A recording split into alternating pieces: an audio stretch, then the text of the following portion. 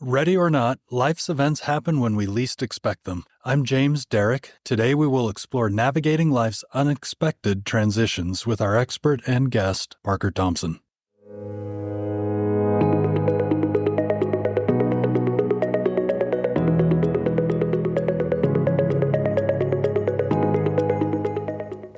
Welcome to the SFS Power Up Wealth podcast, where we provide impactful insight and expert opinions on timeless financial principles and timely investment topics, preparing you to make smarter decisions with your money.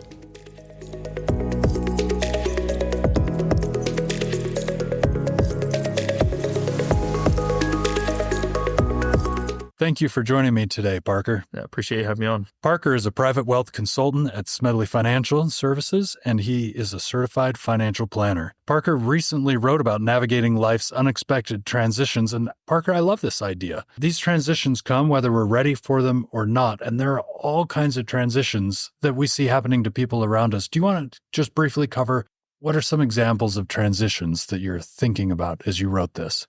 The ones that I'm thinking about are death, disability, divorce, and dementia. And it's a funny saying that my grandma actually used to mention that most of her friends are either dying, dead, or divorced or demented. We laugh at that, but it's really a true event that some of these things happen without us really anticipating them. Some of these we actually get the opportunity to think and see and maybe prepare for, but a lot of these are unexpected. That's unfortunate, and it leaves people as divorcees and widows and widowers and parentless and a lot of the times kind of floundering around about what they should do, or in a lot of ways trying to figure out what's left and pick up the pieces and figure it all out. So I'm curious because this is a pretty broad list of things: death, disability, divorce, dementia. What are some of the common threads or common problems among these different transitions or different challenges in life? Yeah, here's what I see the most. I see the widow that has a husband that did most of the financial know-how or actions or paid the bills or took care of the finances in the family, and that has passed away, and the widow is left with all the pieces to pick up and trying to figure out how to pay certain bills and how to log into certain things and trying to take care of these different accounts, assets, liabilities that they have without really having the experience of doing that prior to the husband passing away. The same can be said for the kids, that when their parents pass away and all of a sudden you're the executor of your parents' estate, or you are their caretaker, and you now are burdened or shouldered with most of the responsibility of taking care of their estate or taking care and continuing what they had going for a parent in need. You can see how it doesn't necessarily have to be husband versus wife or widow, but even some of the divorcees that we see that had a husband or a wife that has taken care of most of these things that are now on their own, and they have to figure out how to pick up the pieces and do this all by themselves. Yeah, I've even heard stories of people hiding valuables in the house. And I mean, there's a great deal of risk in that, because if something happens to you, it doesn't even have to be death. If something happens, how's anybody going to find that? It takes a stroke of luck to find it. Communication is your first piece of advice. Could you talk a little bit about what do you see that people do well with communication, and where do you see that they fall short? Yeah, I think the couples that do this really well are just the ones that get together on a very regular basis and they talk about their finance. And I say very regular, and that doesn't mean that we have to get together once a month and powwow about, where are each of our accounts and what dollar amount are they and how do we access them, but maybe at least once a year. We get together and we say, what do we have out there and how do we list it all down and where do we find these things? Just having that conversation, you'd be surprised how better off some of these couples are, or siblings or parents that have to then deal with these things. At least they know and have heard and can visualize what some of those things are out there. You'd be surprised how easy it is to just sit down and have that conversation. Those are the couples that I see doing it very well, right? The ones that don't do it so well are the ones that have never been a part of those conversations, have never understood the reason why they have certain accounts out there, or why they have a savings account at this bank or an investment account, and what type of an account is it. That's when they begin to be very flustered and they come in and they really start to ask for help, trying to figure it all out because they've never had that conversation before. So you don't go here in the article that you wrote, but I'm kind of curious, as a wealth consultant, as a financial advisor, how do you play a role in the communication? Are you like the middleman? Do you see yourself as a middleman between different individuals? I see myself as more of like an educator or a teacher. When they come in and they present to me all these different accounts or things that they have no prior knowledge of or how to handle it, I'm more teaching them about what these types of accounts are, what they're used for, why you may have had these certain accounts open and where they may be placed. And then the next question is usually, how do I get access to them? Or how do I transfer them into my name? Or how do I, tap into them to pay for expenses that have to do with this loved one passing away or being disabled? And that's where I can usually lead them to either the company or the person that they need to talk to in order to get that. If I can facilitate it myself, then yeah, we can be the middleman. But a lot of it is just education and teaching. That's why I put communication as one of those paramount things, is that if people just knew the why behind these accounts or insurance policies or so on and so forth, it would answer a lot of questions. Forgive me, I want to go down this rabbit hole for a second.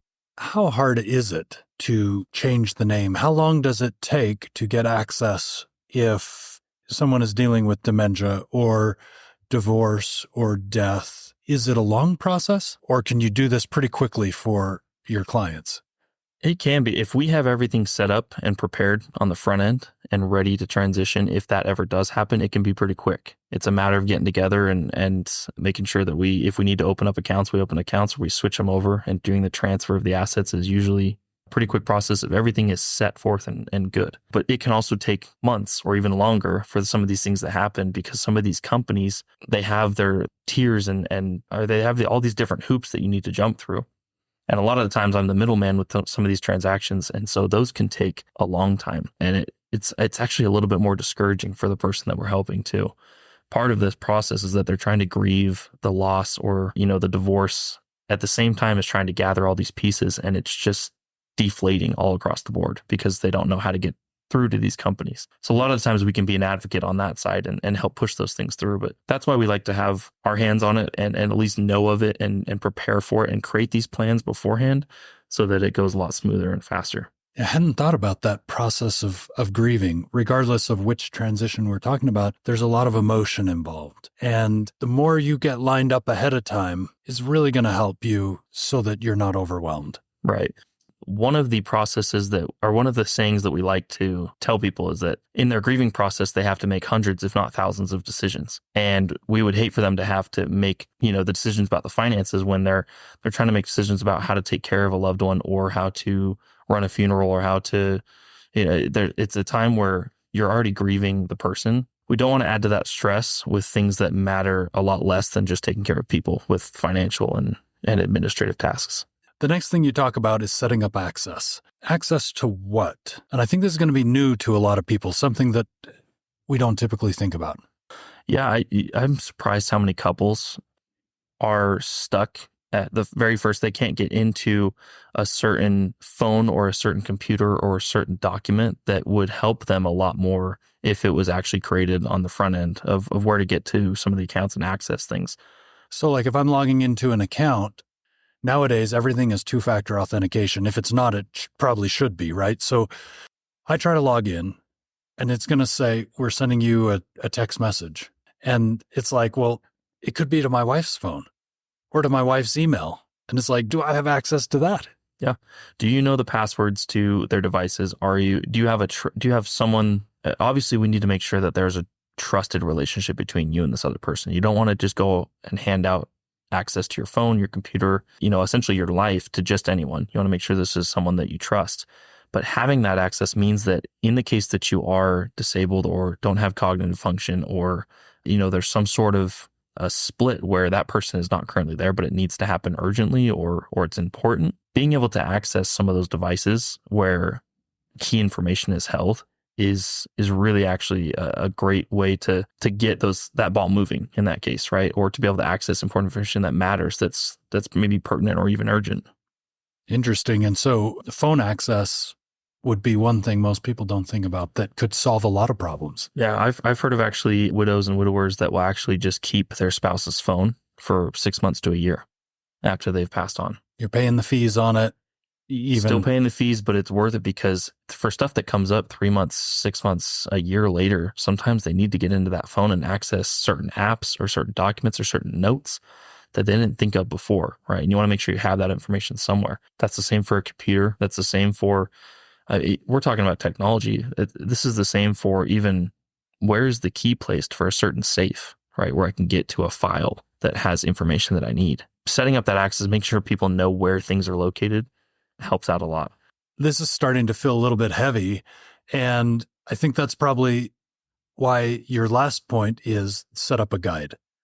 So let's talk about, how to keep track of all of these accounts, passcodes, everything. I think this can seem very daunting, and this can seem like it's a lot of work, and man, I need to set up and remember all these things. But my task in this article is to make it simple, right? To have a systematic way to go about to list all the accounts, all the investments, the assets, the liabilities, all the important documents. Have somewhere where someone can go to access those that gives them all the information. Where is it? What is it for? Why is it set up the way it is? How to get to it? These things, I'm going to call it a reference guide for now until I find a better name. But just to be able to have that somewhere, and if someone knows how to access it, makes that job so much easier. Half the battle for some of these divorcees and widows and widowers is, where do I go? Who do I talk to? How do I contact them? And this document is, at least at a basic level, the start of that. What's interesting about this idea too is it doesn't have to be perfect. Like, if you have anything is better than nothing. There are some people that just keep pen and paper. We don't recommend this. Shane's going to give me the eye here that we shouldn't be doing this, but on pen and paper, there are passwords for all their logins. That's at least something.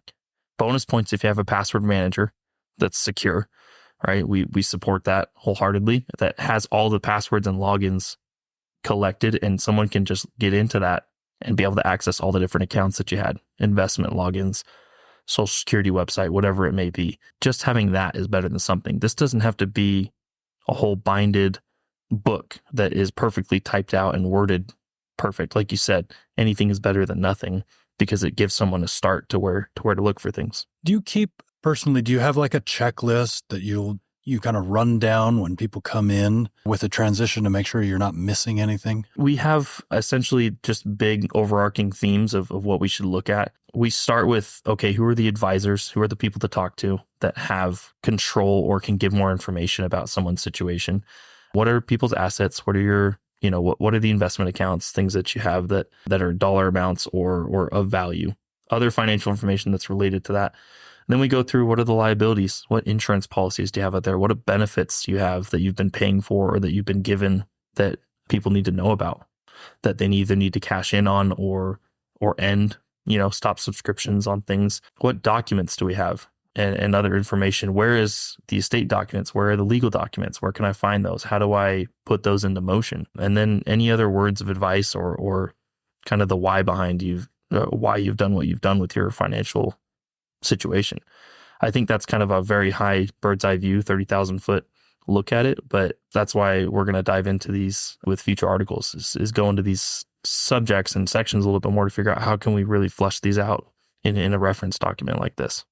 Fantastic. I think you just opened Pandora's box. In my mind, when you said subscriptions, I thought, wow, like that could be a lot of things and a lot of monthly expenses going out, and maybe some of them I want to keep and some I don't. And so there's a lot to think about. Parker, thank you for coming in today to talk about this. I really appreciate your time. Yeah, pleasure to be here.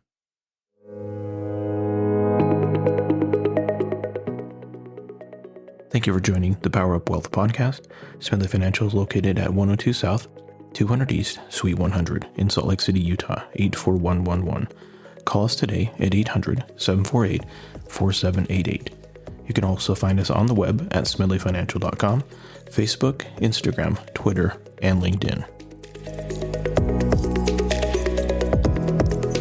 The views expressed are Smedley Financial's and should not be construed directly or indirectly as an offer to buy or sell any securities or services mentioned herein. Investing is subject to risks, including loss of principal invested. Past performance is not a guarantee of future results. No strategy can assure a profit nor protect against loss. Please note that individual situations can vary. Therefore, the information should only be relied upon when coordinated with individual professional advice. Securities offered through Osaic Wealth Inc., member FINRA SIPC. Investment advisory services offered through Smedley Financial Services Inc. Osaic Wealth is separately owned, and other entities and/or marketing names, products, or services referenced here are independent of Osaic Wealth.